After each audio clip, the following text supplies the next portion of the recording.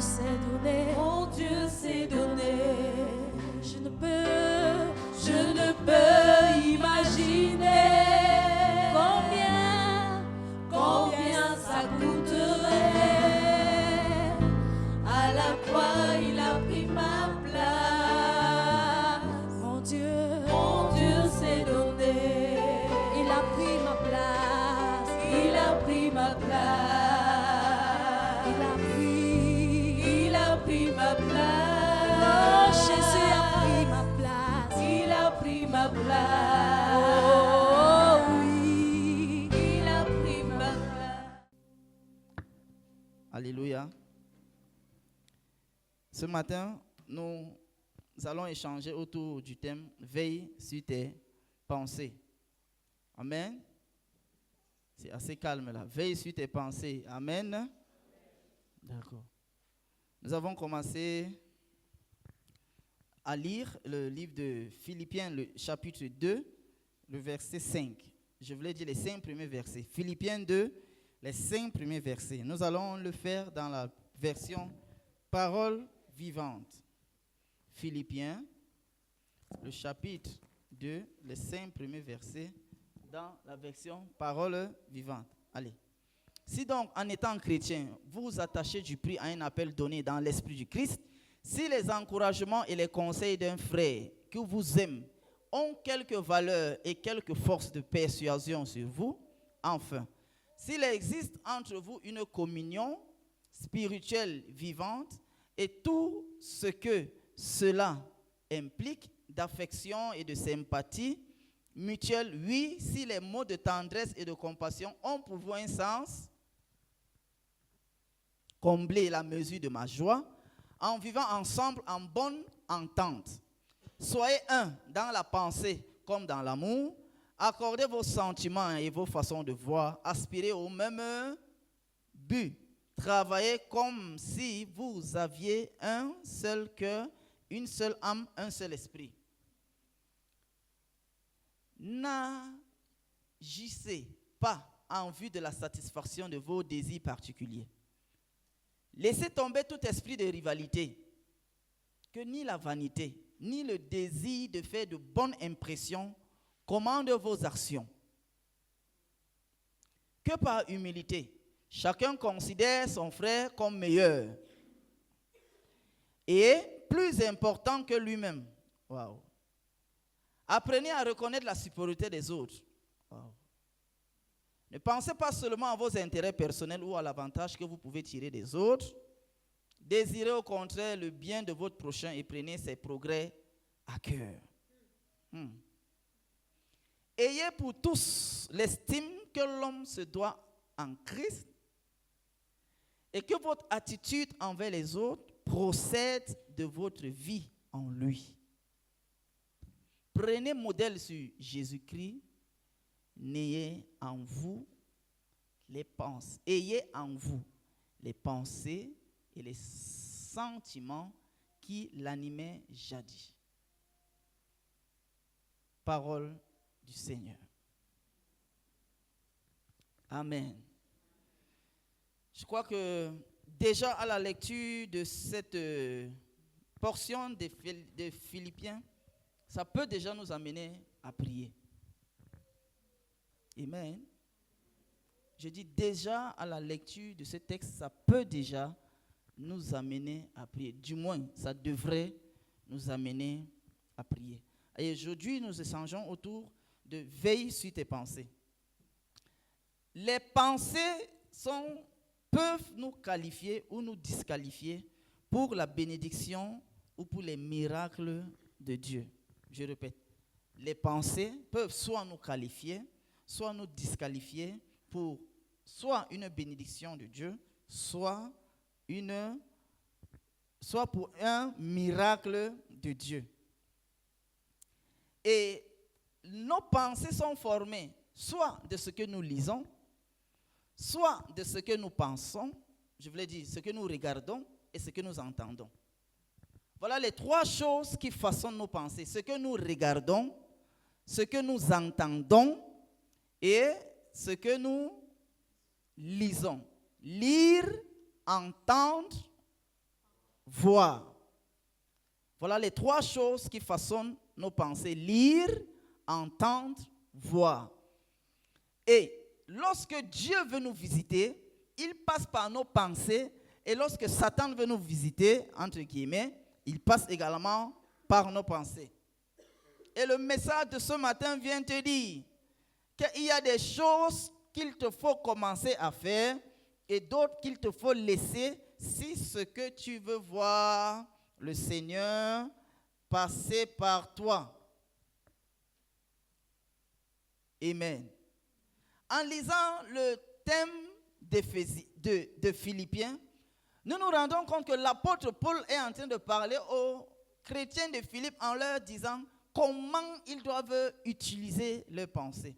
On dit de faire passer l'autre avant toi, de supporter l'autre, d'encourager l'autre, de veiller à ce que l'autre progresse et de ne pas permettre en sorte que tu puisses être un frein pour ton prochain. Il parle également de ne pas développer les pensées égoïstes. Alors, 2 fois en tant que chrétien, c'est 2 fois de bon ton de beaucoup penser à nous. C'est bien. Mais il y a un verset qui vient renverser ça parce que la Bible dit il n'y a pas de plus grand amour que de donner sa vie pour ses amis. Ah, c'est Jésus, hein?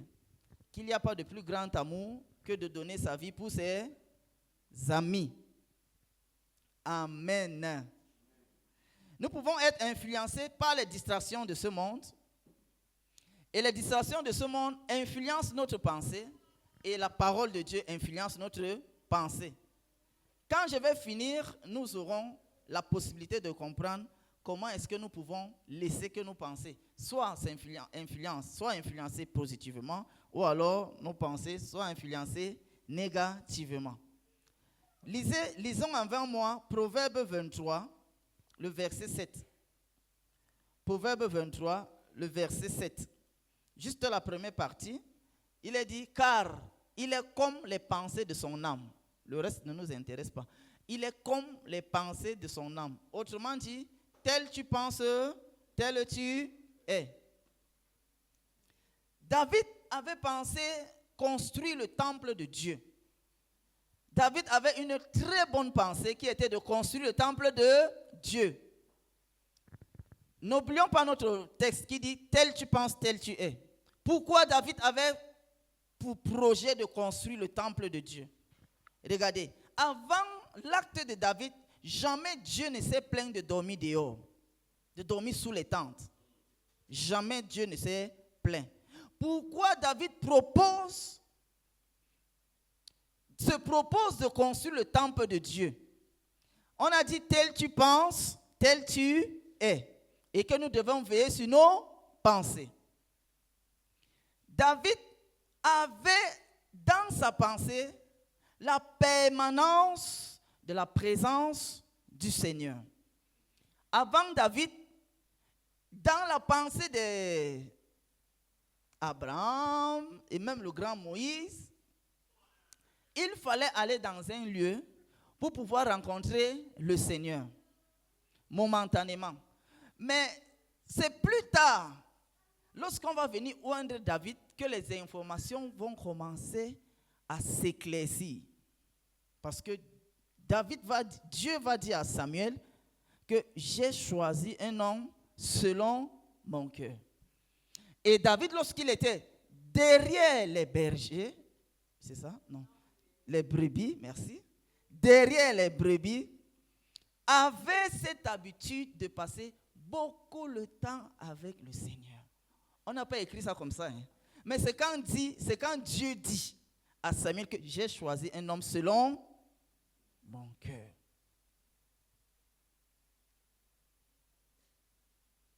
Il y a des choses que si nous alimentons bien nos pensées, c'est un terrain propice à l'Esprit de Dieu de pouvoir mettre les projets de Dieu.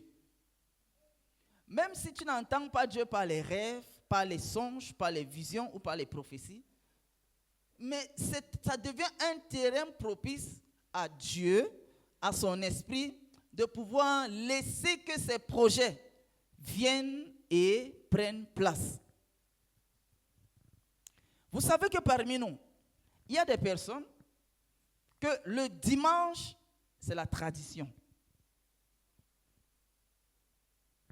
Et parmi nous, elles savent que le dimanche, je m'en vais rencontrer le Seigneur.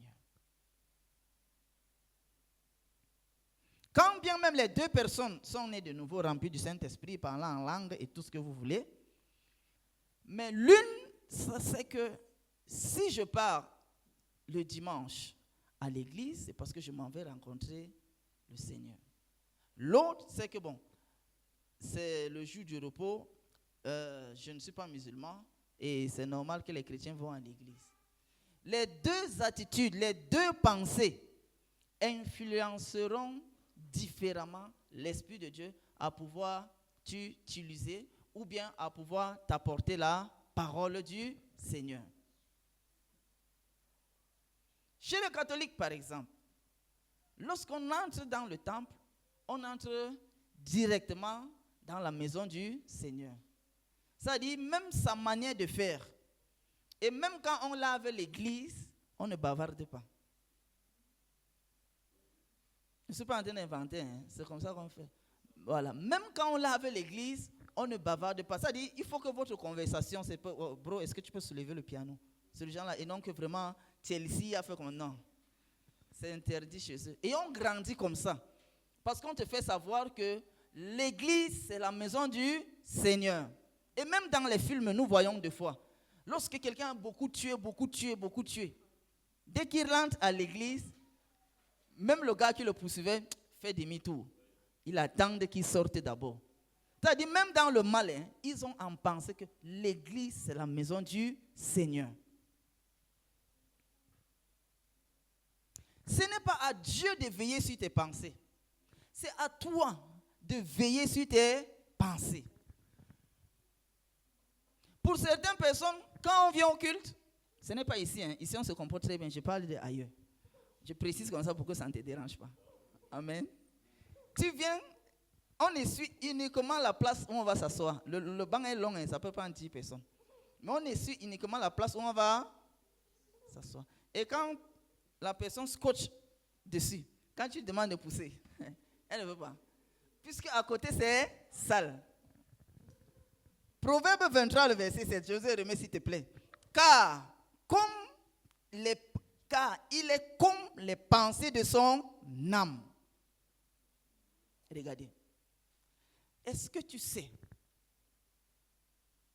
que le jour qu'on va annoncer que dans cette église, le gouverneur viendra faire culte ici, dans le cadre des salutations des églises de réveil, est-ce que tu sais que juste l'information là, c'est-à-dire même si on n'annonce pas ça ici, mais tu as écouté à la radio, juste l'information là va faire en sorte que le jour là, tu sois différent au culte. Très bien. Bon, je vous ai dit que je ne voulais pas que ça s'arrête ici, mais vous avez dit que parler, c'est ici. Donc le jour,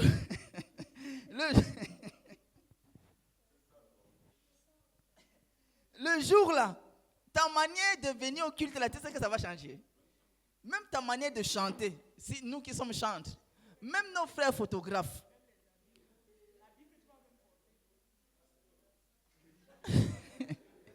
Vous savez que tout va changer. Pourquoi? Parce qu'on sait que c'est la première personnalité de la région. Et quand elle vient en officiel, elle ne vient pas seule. Elle vient avec toute sa suite. Merci, avec tout son cortège. Or, chaque dimanche, il y a quelqu'un qui vient avec tout son cortège. Il s'appelle Dieu. Il ne vient pas petit, hein? Il vient avec tout son cortège. Mais comme toi, tu as déjà arrêté dans ta pensée la présence du Seigneur.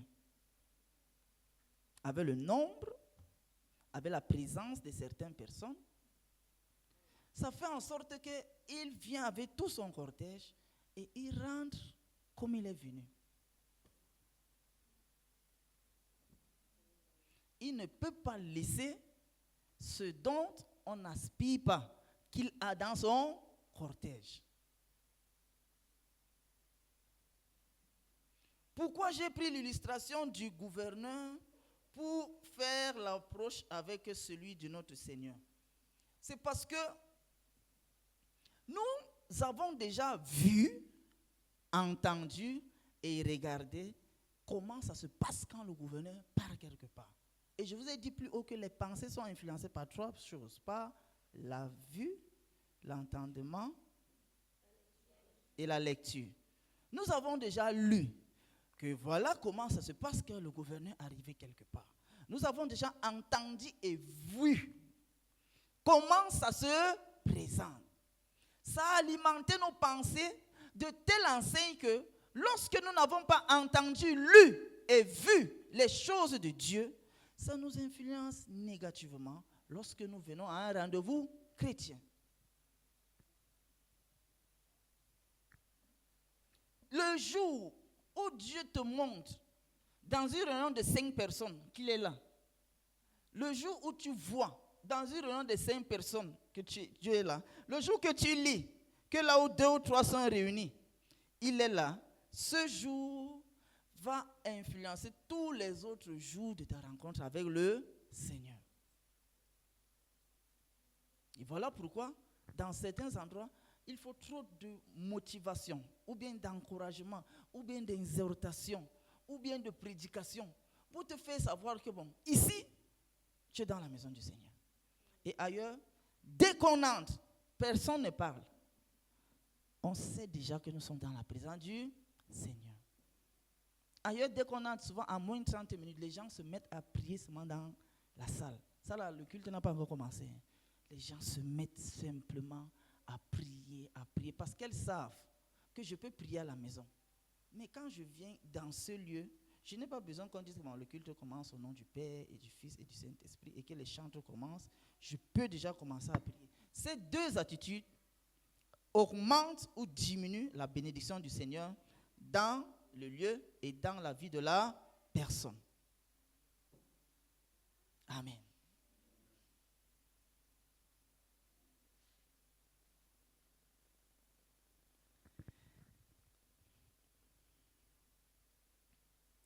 Conséquences des mauvaises pensées. Colossiens 2, le chapitre 18. Colossiens 2, le chapitre 18. Qu'aucun homme, sous prétexte d'une apparence d'humilité ou par un culte des anges, ne vous ravisse à son gré le prix de la course, tandis qu'il s'adonne à ses visions et qu'il est enflé d'un vain orgueil par ses pensées charnelles. La première conséquence des mauvaises pensées, c'est ça mène à la perdition.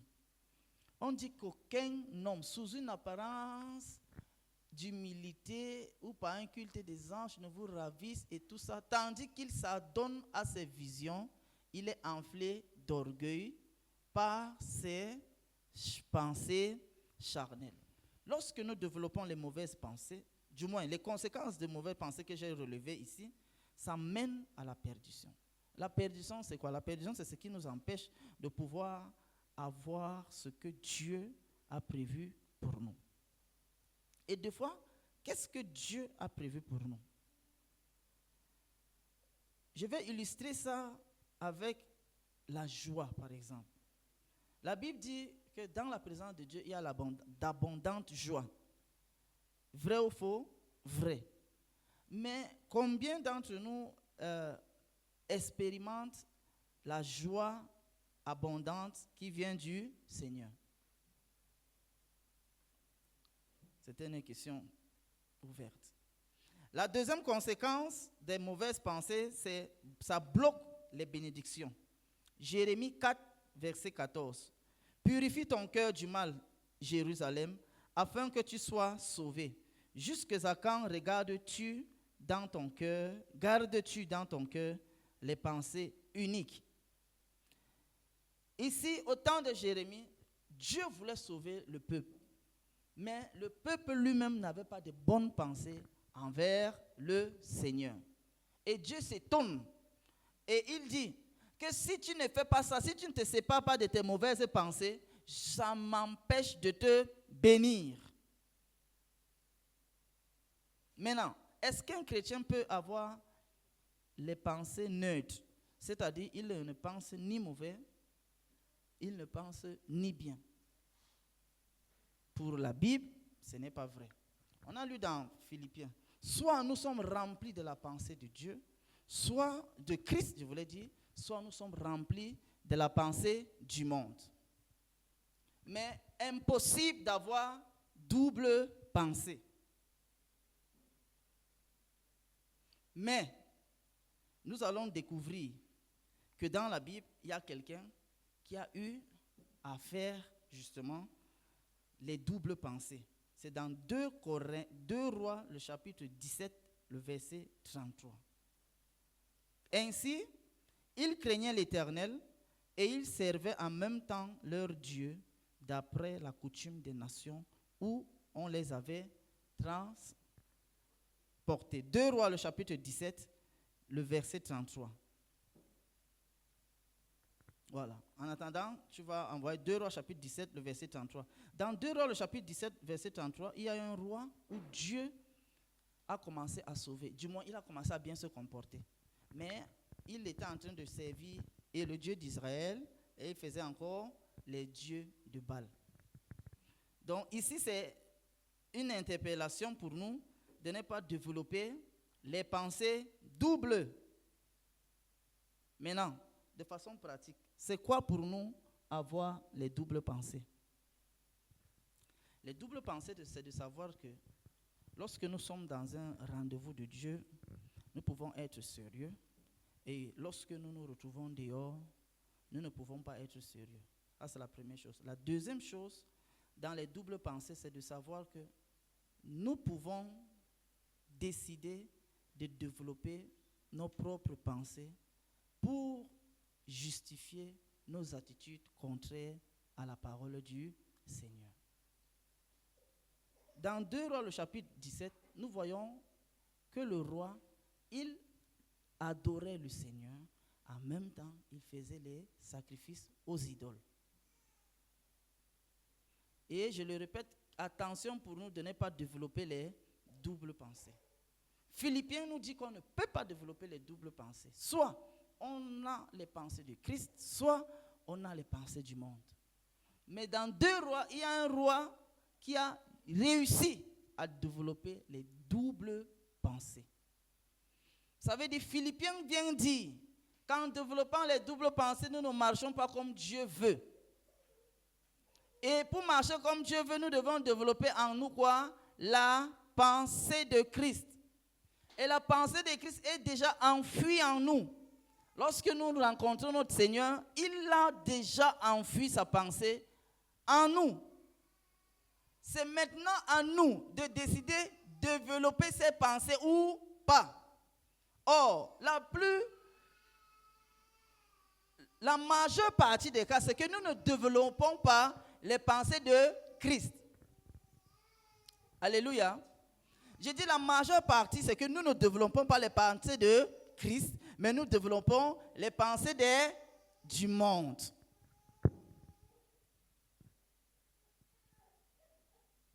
Et c'est mauvais d'avoir les mauvaises pensées. Dans Proverbe 15, le chapitre 20, le verset 26, il est dit ceci. Proverbe 15, le verset 26. Les pensées mauvaises sont en horreur à l'Éternel. Les pensées mauvaises sont en horreur à l'Éternel. Les pensées mauvaises là, ce n'est pas le païen ou le non-chrétien qui développe ça seulement. Hein. Même si nous sommes enfants de Dieu, nous pouvons développer des pensées mauvaises. Exemple, Jonas. Jonas a un problème pour aller à Ninive. Jonas connaît la grande miséricorde de Dieu, mais il ne veut pas annoncer à Ninive la repentance. Pourquoi? Parce que Ninive, c'est un peuple ennemi à Israël, qui a fait du mal à Israël. Mais comme Jonas a vu, entendu et lu les choses sur la compassion de Dieu, sa pensée, il sait que s'il annonce la repentance, s'il fait que Ninive se répande, il connaît déjà dans ses pensées que Dieu va pardonner Ninive. Je suis en train de développer la partie qui dit les pensées mauvaises sont en horreur à l'Éternel. Dieu décide de forcer Jonas à pouvoir se rendre à Ninive.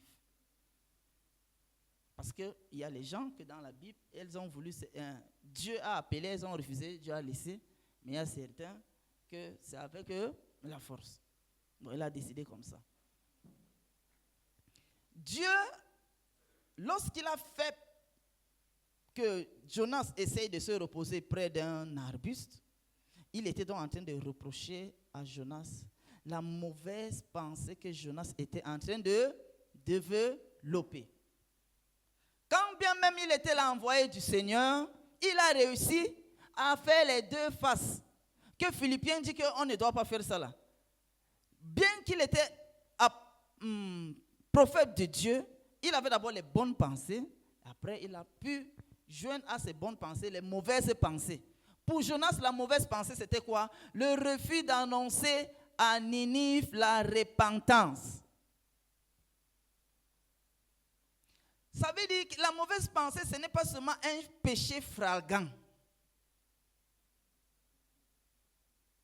Le fait de vouloir faire une chose qui va seulement apporter le bénéfice à soi-même.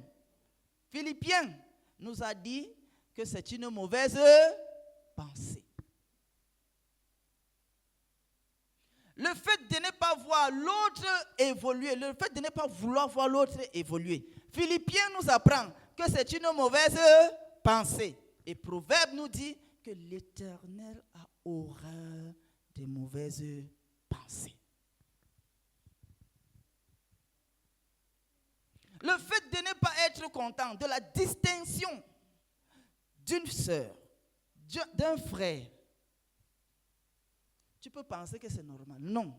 Ce matin, on te dit que c'est une mauvaise pensée. Et Proverbe te dit que Dieu a horreur des mauvaises pensées. Dieu seul sait que si maintenant, il y a le détecteur de mauvaises pensées et que ça peut biper. Peut-être même à partir de la chair, ça peut aussi biper.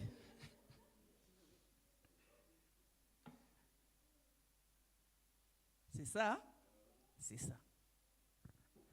Toi, tu as cru que les mauvaises pensées, c'est quand tu convoites la femme de d'autrui. Non, ce matin, on te dit, si tu n'es pas fier de ce que l'autre fait bien une chose, tu es en horreur devant l'Éternel. Et je répète, Dieu seul sait combien de fois nous avons des pensées qui sont en horreur devant de lui. Même en pleine séance de louange et d'adoration. Amen. Deux fois, le fait que tu es seulement venu t'asseoir à l'église, pour rien, je peux me prendre, Seigneur, je peux me prendre quel exemple là? Tu as fini de manger le chewing-gum. Tu as jeté ça. Dans ta tête, tu crois que qui va ramasser ça? Le service d'hygiène et de salubrité de l'église? Tu crois que tu peux faire ça si tu es dans le bureau du gouverneur? Je te dis la vérité, tu peux. Tu ne peux pas. Même si tu n'es pas encore entré dans les grands bureaux, non. Fais-moi confiance, tu ne peux pas. Merci beaucoup, merci beaucoup. J'ai beaucoup de prédicateurs assistants aujourd'hui. On dit, tu ne peux même pas marcher là-bas dedans. Pourquoi? Frère, ce n'est pas qu'on te dit que non. Monsieur, non. Toi-même, ça vient dans ta tête. Oh, ici, il n'y a plus que gouverneur. Ici, il n'y a plus que gouverneur. Je te dis la vérité. Donc, c'est une mauvaise pensée. Et Dieu a horreur de ça. Si tu manges les chewing-gums, tu jettes ici. Et d'abord, manger, c'est un problème. Tu finis, tu jettes, et puis tu finis, tu colles en bas du banc. Qui va enlever ça là en bas?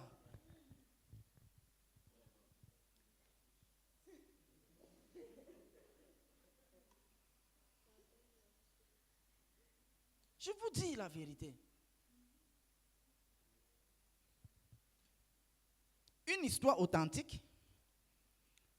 Une sœur catholique est malade et part voir le prêtre. Le prêtre lui dit, moi, je n'ai pas l'onction pour prier pour toi. Le genre de grave maladie. Il a dit, je n'ai pas l'onction pour prier pour toi, mais à partir d'aujourd'hui, occupe-toi des fleurs de l'église. Chaque matin, elle vient, elle arrose les fleurs de l'église, elle balaye tout autour et rentre. Au bout de 2 semaines, elle a été miraculeusement guérie. C'est une vraie histoire, je n'invente pas. Qu'est-ce qui est caché derrière ça? Elle savait qu'elle était en train d'arranger la maison du Seigneur. Et le prêtre a dit que, bon, je n'ai pas vraiment l'onction pour prier pour toi, mais occupe-toi de la maison du Seigneur. Lui, il sait que tu ne peux pas t'occuper de la maison du Seigneur, Dieu te laisse comme tu es. Je ne te parle pas de l'intérêt du temple. Autour, Dieu l'a miraculeusement guéri. Regarde ce que les bonnes pensées peuvent amener dans ta vie.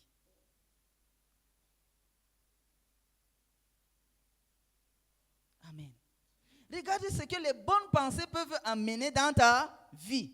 Sans que quelqu'un ne prie pour elle, elle a reçu sa guérison.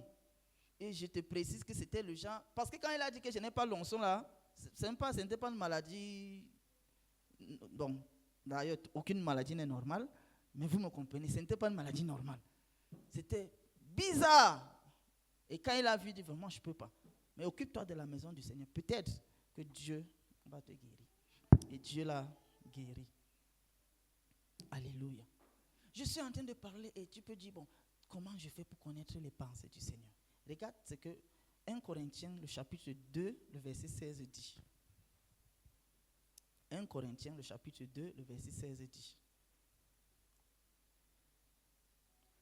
Qui a connu la pensée du Seigneur pour l'instruire? Or, nous avons la pensée de Christ. Qui a connu la pensée du Seigneur pour l'instruire? Or, nous avons la pensée de Christ. Ça veut dire qu'en toi, il y a toujours la pensée de Christ. Mais comment ça ne se révèle pas? C'est parce que tu ne fais pas ces 3 choses. Tu n'entends pas, tu ne lis pas et tu ne vois pas.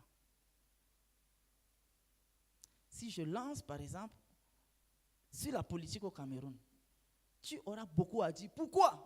Tu entends, tu lis et tu vois. Si je lance sur le détournement, tu vas beaucoup parler. Pourquoi? Parce que tu entends, tu lis et tu vois. Mais si on te parle de Dieu, tu ne vois pas beaucoup. Pourquoi? Parce que tu n'entends pas, tu ne vois pas, tu ne lis pas. Donc ça n'affecte pas ta pensée. Mais la bonne nouvelle te dit que où tu es là, tu as déjà la pensée de Christ.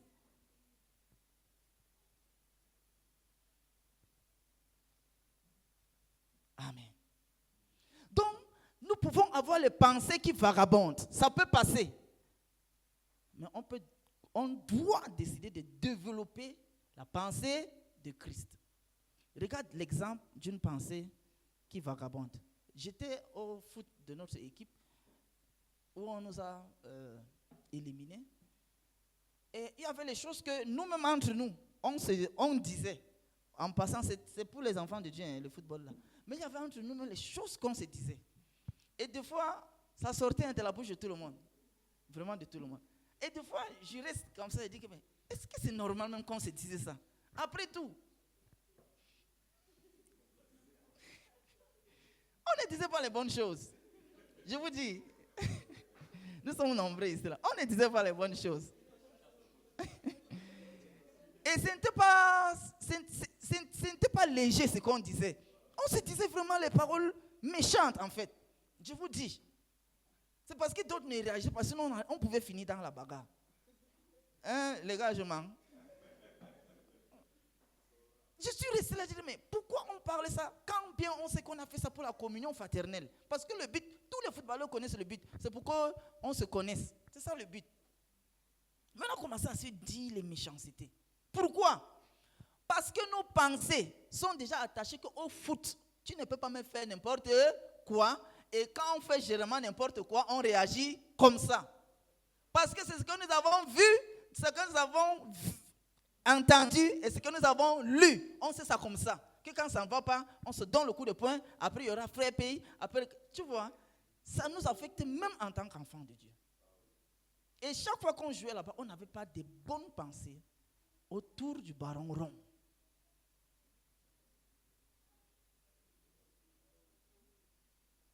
On a trop mis les cœurs dessus. Et bon, peut-être que c'est Dieu même qui a fait pour qu'on ne manque pas en mal parler. Bon, vraiment, allez vous reposer.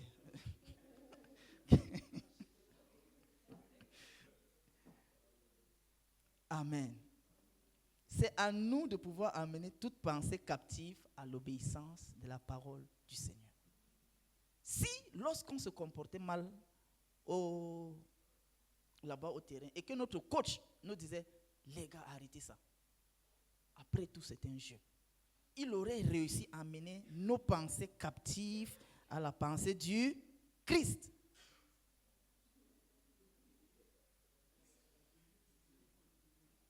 Autant de choses.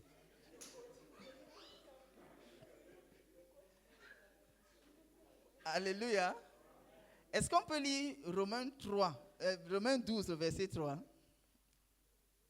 Nous chutons déjà peu à peu. Romains 12, le verset 3.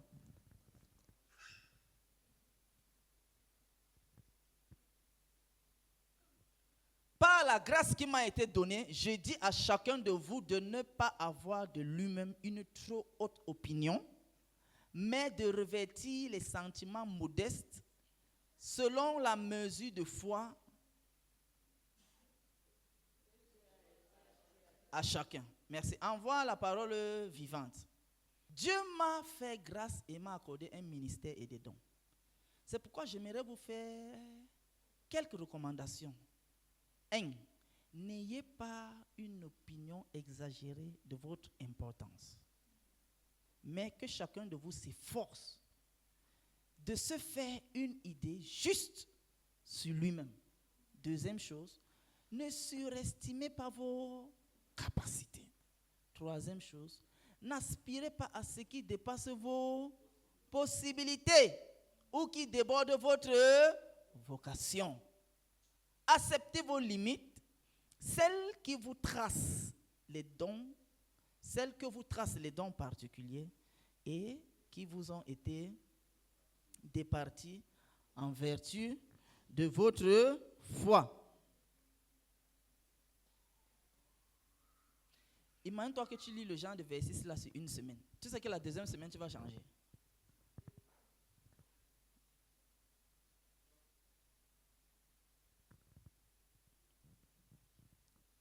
Regarde, la force de la méditation, c'est parce que plusieurs, nous ne méditons pas. La force de la méditation, c'est d'amener ce que tu as lu en image dans ton esprit.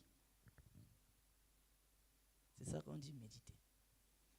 Pour bien comprendre méditer, on illustre ça avec le ruminement. C'est ça, ruminer. Voilà. Des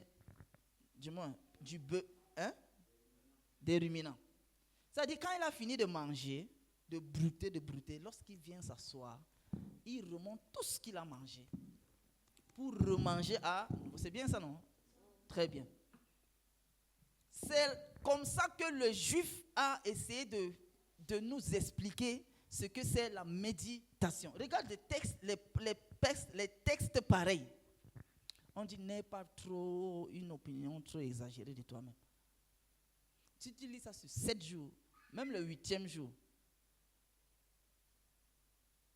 une mauvaise pensée va venir directement.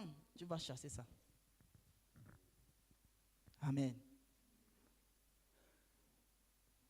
Alors, nous devons donc veiller à ce que nous ayons les pensées saines, comme le texte que nous venons de lire.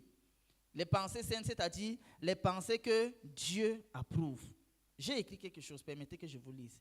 L'apôtre Paul établit ainsi qu'il n'y a pas de pensée neutre, ou bien qu'il n'ait pas de pensée qu'il soit à la fois bonne et mauvaise. Les pensées sont soit bonnes, soit mauvaises. elles sont soit sanctifiées ou pas. Je relis. L'apôtre Paul établit clairement qu'il n'y a pas de pensée neutre ou de pensée qui soit à la fois bonne et mauvaise. Les pensées sont bonnes ou mauvaises, elles sont sanctifiées ou alors elles ne sont pas sanctifiées. Amen. Ma prière, c'est que nous développons de bonnes pensées toute cette semaine et tout le restant de nos jours au nom de Jésus. Amen.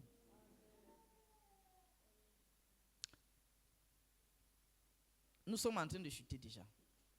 Voilà comment développer les bonnes pensées. J'illustre ça avec l'exemple du général Naaman. Dans 2 Rois, le chapitre 5, le verset 10. Si tu peux envoyer ça, on va juste lire ça. 2 Rois, le chapitre 5, le verset 10. Élisée lui fit dire par un messager, va et lave-toi 7 fois dans le Jourdain, ta chair deviendra saine et tu seras pur. L'histoire relate que le roi d'Israël a déchiré ses habits parce que le roi de Cyrus lui a envoyé une note pour dire, j'envoie mon général pour que tu le guérisses. Élisée, en tant que son roi d'Israël a déchiré ses habits, dit que non, ce n'est pas à toi, c'est à moi que cela revient. Naaman, le général, est venu de Syrie avec beaucoup de cadeaux. On parle d'or, d'argent et d'autres matériaux précieux, avec les habits. Élisée, pour le guérir, il dit, va et plonge-toi 7 fois dans le Jourdain. On parle de développer les bonnes pensées. Naaman s'est fâché. Naaman a fait demi-tour. Envoie le verset suivant, si tu veux. Le verset 11. Lorsque Naaman s'est fâché, en attendant que ça vienne. Lorsque Naaman s'est fâché, il était en train de rentrer. Et lorsqu'il rentrait, ses serviteurs lui ont dit, Général Naaman, ok. Voilà, il fut irrité en disant, ça, il n'a pas extériorisé ça. Hein. Il n'a pas dit ça à l'envoyé d'Élysée. Ça, ce qu'on est en train de lire là, c'est à l'intérieur de lui. Il n'a pas parlé à quelqu'un. C'est plus tard qu'on va comprendre qu'il n'a pas parlé à quelqu'un. Là seulement, développer ça en lui. On est en train de parler de comment développer les bonnes pensées. On lui dit, va te laver. Après, il se dit que, mais je me disais qu'il allait sortir, il allait me faire telle chose, telle chose, telle chose. Comme ce n'est pas le cas, bêta que je rentre chez moi. Avance avec le verset. Il a cité 3 fleuves. Les 3 fleuves, il dit que, est-ce qu'il n'y a pas les bons fleuves chez nous? Damas, Abana, Parpar.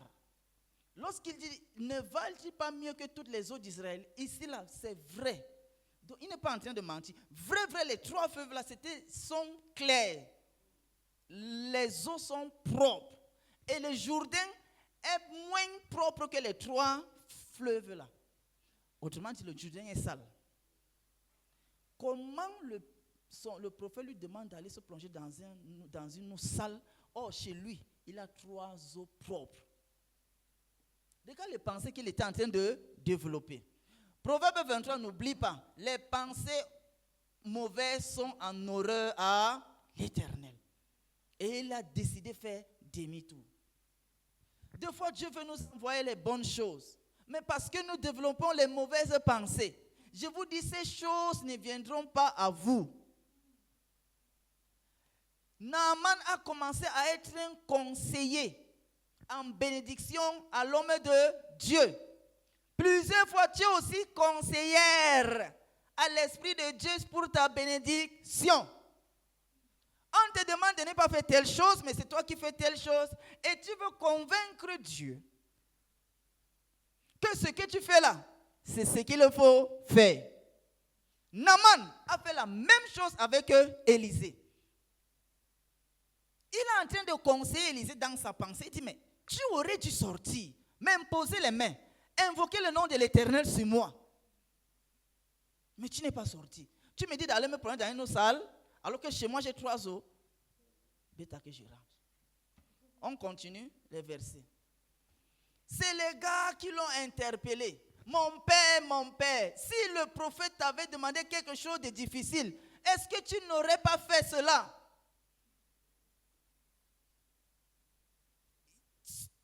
Souvent, certaines personnes ici, Dieu ne t'a même pas encore demandé un jeûne d'Esther. C'est ce que ça veut dire. Si le prophète t'avait demandé de faire quelque chose de difficile, est-ce que tu n'aurais pas fait? Parce qu'il était à bout de sa maladie. Deux fois, tu es à bout d'une situation. Dieu ne t'a pas encore demandé ce qu'il demande aux autres. Mais tu ne fais pas. Deux fois, c'est seulement demander pardon. Hein. Pas demander pardon dans le cœur. Que bon, vraiment, frère dans sa langue, je veux que tu me pardonnes. Type. Mais, tu vas dire, bon, comme c'est Dieu qui m'a dit, je m'agenouille, je demande, Seigneur, pardonne-moi parce que j'ai fait telle chose à Dar es Salaam. Tu sais pourquoi tu fais ça? Parce que dans tes pensées, tu es en train de conseiller indirectement l'Esprit de Dieu.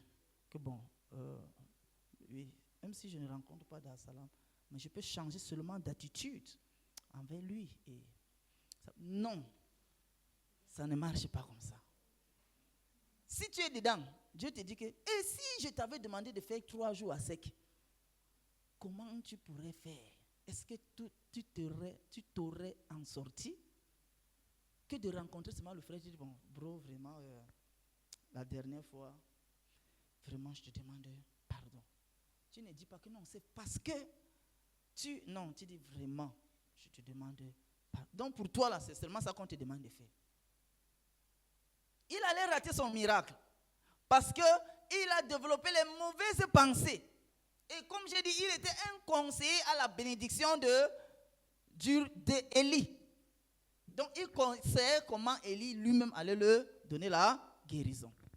Bien-aimés dans le Seigneur, faisons attention de ne pas être des conseillers du Seigneur. Lorsqu'il met la main sur quelque chose qu'il faut que tu arrêtes. Parce que ça va bloquer les bénédictions. Amen.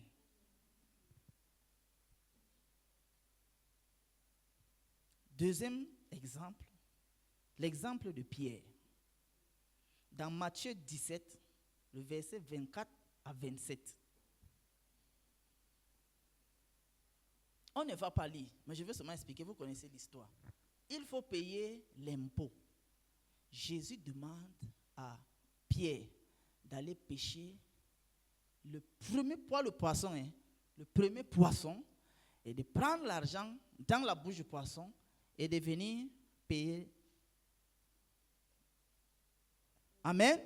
Vous me suivez très bien. Vous connaissez l'histoire. Donc même si on ne lit pas, il n'y a pas de problème. Jésus dit à Pierre, Pierre, va, jette la maison, prends le premier poisson, ouvre le poisson et prends l'argent. On va voir ici la pensée de Pierre. Logiquement, Pierre devait interrompre Jésus. Quand Jésus trouve Pierre pour la première fois, dans Matthieu 4, c'était en pleine activité. Oui, j'ai voulu dire pécheresse. Voilà. En pleine activité de pêche. Donc, Pierre n'est pas un apprenti pêcheur. C'est un professionnel pêcheur. Normalement, Pierre devait dire à Jésus que, attends. Tu m'envoies où et à quelle heure? Les bonnes pêches, là, c'est la nuit et le soir qu'on fait ça. Tu m'envoies où et à quelle heure? Pour prendre quoi où?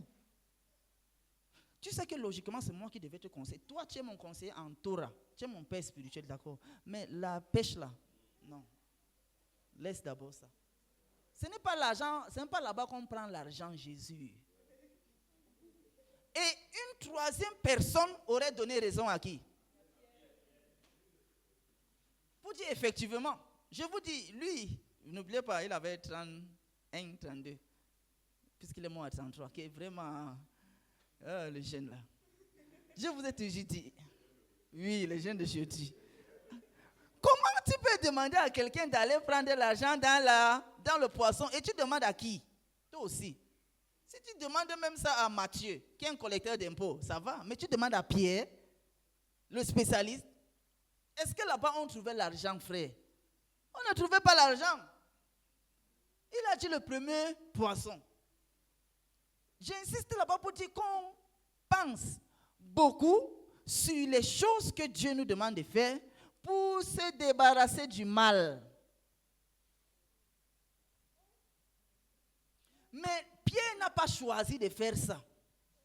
Il a simplement choisi d'obéir au Seigneur. Or, pendant que tu es en train de réfléchir comme ça, et c'est là que maintenant l'ennemi va mettre la pensée tic. Et ça t'endurcit, tu ne fais pas ce que le Seigneur t'a demandé de faire. Et ça freine la bénédiction de Dieu de venir, ou bien ça freine la distinction de Dieu de venir, ou bien ça freine un peu plus que Dieu a prévu te donner. Ça freine cela. Parce que toi-même, tes pensées ont été un obstacle pour ce que Dieu avait décidé de faire. Amen. Et regarde. 2 fois, pas 2 fois, plusieurs fois, c'est étonnant que de voir que bon, on dit, est-ce qu'on peut louer le Seigneur? Que toi-même, quand on voit, ce n'est pas ici, c'est dehors, c'est ailleurs. On voit ton âge, on voit ta santé, c'est-à-dire tu n'es ni vieux, ni malade, ni, on va dire ça comment, c'est-à-dire il y a la maladie, il y a souvent mal à l'aise, que ça peut arriver, que le ventre tourne mal. Non, les 3 choses là, tu n'as rien. Mais tu es calme. Maintenant, quand la personne nous conduit, quand la personne qui conduit te presse, tu chantes. Donc, au début, tu es d'abord calme. C'est quand on te presse que tu chantes. Et tu chantes même comment? Avec une position assez décontractée. Jésus est mon ami. Frère, moi je suis Dieu. Et j'aime la louange. Quand vous me louez, quand je descends, quand je vois comment tu es décontracté, tu es assis comme ça là. Dieu te traite comment? C'est parce que dans ta tête, tu sais que Dieu est bon, non? Et on te dit que Jésus, c'est ton frère. C'est ça? C'est ton ami. Frère, pour nous, là, c'est notre Dieu et notre Seigneur. Tu comprends? Donc, si tu développes ça, on n'a plus besoin de te flatter ou de te draguer. Que non seulement tu es assis, c'est une chose, mais ta position même. Donc, c'est comme si tu aidais la dame qui nous conduisait dans le vent, c'est comme si tu étais en train de l'aider. Tu es en position sophistiquée devant la présence du Seigneur. Mais je te dis que si le gouverneur s'assoit ici, toi seul, tu vas changer d'attitude. Parce que tu sais qu'il est puissant, qu'il peut te donner un travail, qu'il peut. Mais ici, il y a plus que ça. Je te dis la vérité. Ici, là, comme tout le monde, quand on dit louer le Seigneur, quand même, tout le monde se met debout et on danse. Mais ailleurs, ils sont assis. Ce n'est pas bon.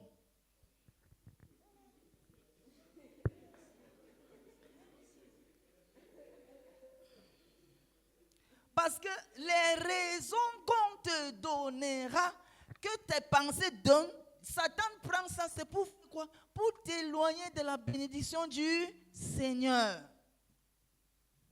Bon, si c'est vrai que chaque jour qu'on entre dans la présence du Seigneur, Dieu nous donne quelque chose, mais quand tu te comportes comme ça t'éloigne de ce que Dieu a prévu pour toi. Le jour que tu es indisposé, c'est autre chose. Le jour que tu es malade, c'est autre chose. Frère, chaque jour, tu fais du mal à qui?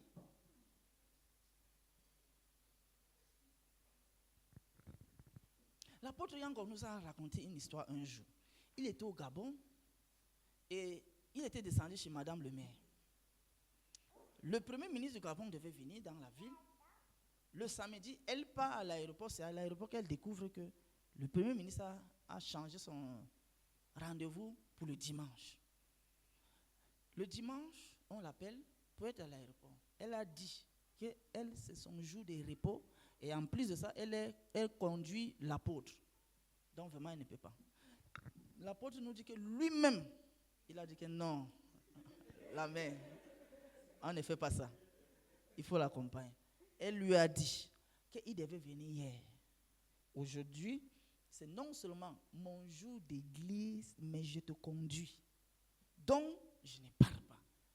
Il a dit que les affaires, c'est comme ça. Elle aussi, elle a dit, pour moi, c'est comme ça. Je suis en train de parler des pensées.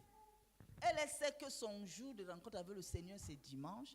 Et comme elle conduit l'homme de Dieu, elle doit honorer ça.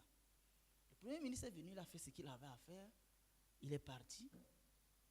Quelques mois plus tard, on a nommé la dame là à la présidence du Gabon. Lui-même, il était surpris, lui-même en tant qu'homme de Dieu, qu'on voulait l'honorer. Regarde comment quand tu développes des grandes et des fortes et des puissantes et des solides pensées sur ce que Dieu te veut. Donc soit sur l'œuvre, oui, soit sur l'œuvre et soit sur Dieu. Regarde ce que ça peut amener dans ta vie. On dit quelques mois plus tard, donc moins de 8 mois, elle a été nommée où à la présidence. Tout le monde savait que dans la vie là, que bon, vraiment pour elle était venue. Mais elle a dit que bon, elle préfère ça. Donc, des fois, quand on prend le temps pour t'expliquer de la maison du Seigneur, de l'œuvre de Dieu, c'est pour ton propre bien. Je te dis la vérité du ciel. C'est pour ton propre bien. Nous étions à Marois avec tonton Norbert. Il y a une personne là-bas qui a décidé qu'on ne doit pas souffrir, qu'on ne doit pas avoir les soucis financiers. Et la personne ne faisait que, j'ai dit la personne pour embrouiller, pour dire est-ce que c'est un homme, est-ce que c'est une femme. Voilà. La personne disait, il a suivi que non, s'il y a un problème, il faut nous faire s'il y a un problème. Et la personne a dit, disait à lui que moi je le connais, mais s'il te plaît, toi, quand il y aura un manquement financier, fais signe, parce que moi je suis en train de partir en mission. Lui, je ne fais que demander, il ne veut pas répondre. Pourquoi? Qu'est-ce qu'il y avait dans la pensée de la personne? C'est qu'elle s'est disposée à ce que nous sommes venus faire là, que l'argent ne nous manque pas pour réussir ce que nous sommes venus faire. Moralité, pas moralité, finalité de l'histoire. Quand nous sommes rentrés, la personne a eu 3 autres ordres de mission. Et chez eux là, quand on dit mission là, c'est l'argent. Donc après ça, la personne a eu, jusqu'à elle était fatiguée. Je dis non, je suis trop allé en mission. J'ai dit, mais si tu ne veux pas, tu pars et l'argent, tu... Je te donne l'exemple pour dire les pensées, les pensées. Ces 2 personnes avaient de bonnes pensées. Les pensées du Christ qui disait que le sel de ta maison me dévore. Qu'à 12 ans, il peut rester dehors 3 jours dans le temple. Il a mangé comment? Je ne sais pas. Il a dormi comment? Je ne sais pas. Est-ce qu'il s'est changé? Je ne sais pas. Est-ce qu'il s'est lavé? Je ne sais pas. Mais la Bible nous dit, 3 jours, on cherche l'enfant, on ne trouve pas. Quel âge? 12 ans. Quel âge? 12 ans. Parce que ses pensées s'étaient remplies parce qu'il avait vu, entendu et lu les choses de Dieu.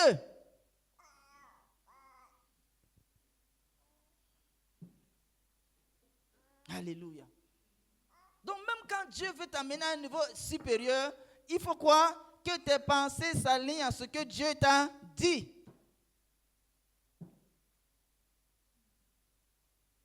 Amen. Est-ce que nous pouvons aligner nos pensées sur ce? Sauf que l'autre là, ça ne vient pas d'un jour au lendemain. C'est l'effort que tout tu fais à regarder, entendre et à lire les choses de Dieu. Combien d'entre nous ne lisons pas les livres, les brochures chrétiennes? Combien? Non, on ne va pas lever les mains. Mais combien on ne lit pas? La littérature chrétienne, on ne lit pas. La Bible même, on ne lit pas. Les films chrétiens, on ne voit pas.